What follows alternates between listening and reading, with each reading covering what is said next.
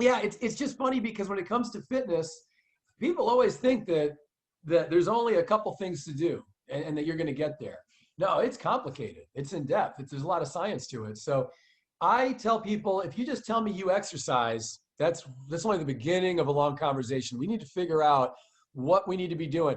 If you're doing yoga to lose weight, that's not going to take you very far for very long. No, that's not going to take you very far for very long.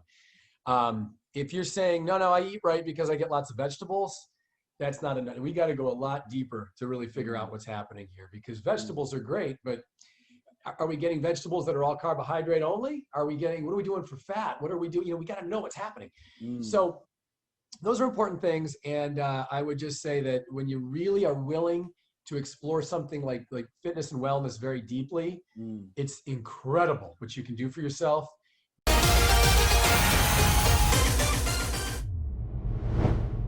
Okay, welcome to another episode, My Gut Loss. Today we've got a special guest.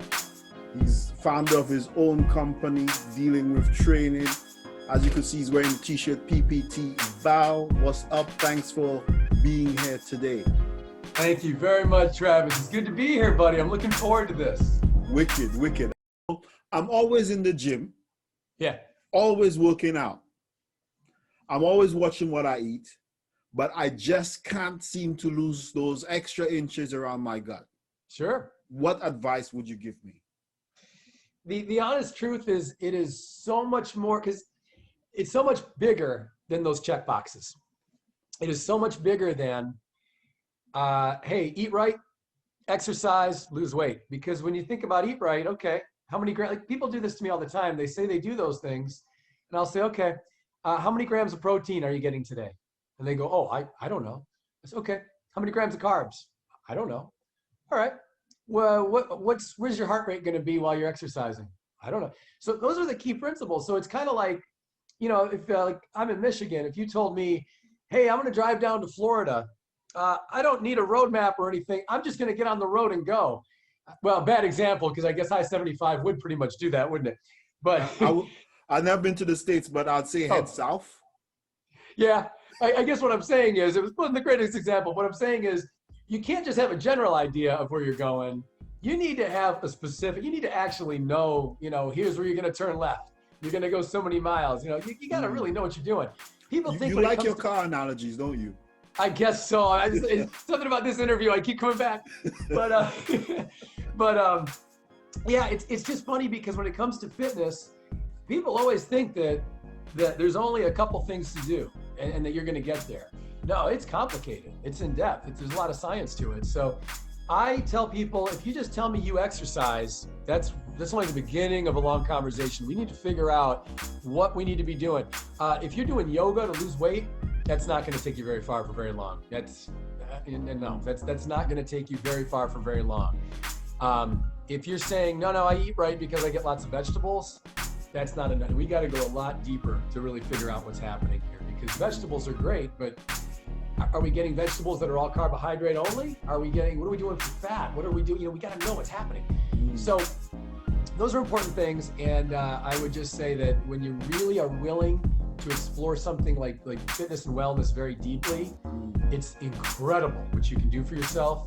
But you got to get out of your own head and don't be limiting. I've had people say, I can't eat this and I can't do this kind of exercise and I hate this and this isn't gonna, and I feel like just instead of starting with the limits, let's start with a clean slate and start making some determinations. So the mind frame that I've got, that I don't want to be weighing food, I just want to eat my food. If I want to get to the next level of leanness, chisel, cut, I've got to pay more attention to exactly how much protein, how much carbs, what kind of minerals and nutrients, and in what amounts I'm taking in daily in order to get my body to be working at a level that will give me the result that I want from working out, which is a more chiseled look. But if I'm not going for more chiseled, but I just want to be, healthy, that I've been working out, I could take I just want to eat. and say, well, I'm eating healthy, but I must not be surprised if I have those few extra inches here and there. Yeah. Yeah, and it depends too. Some people are naturally better decision makers than others. So I'd have to evaluate your level of like realism, because I'll give you a quick example. I had a client who she'd say, oh no, I only ate a couple thousand calories that day. And when I'd really get any kind of real assessment, it was we were talking 4,000 or 5,000 calories. So her level of realism was way off. That's like 2 days of food. Yeah, it is. Honestly, at least. And for somebody who's trying to lose weight, it didn't make any sense.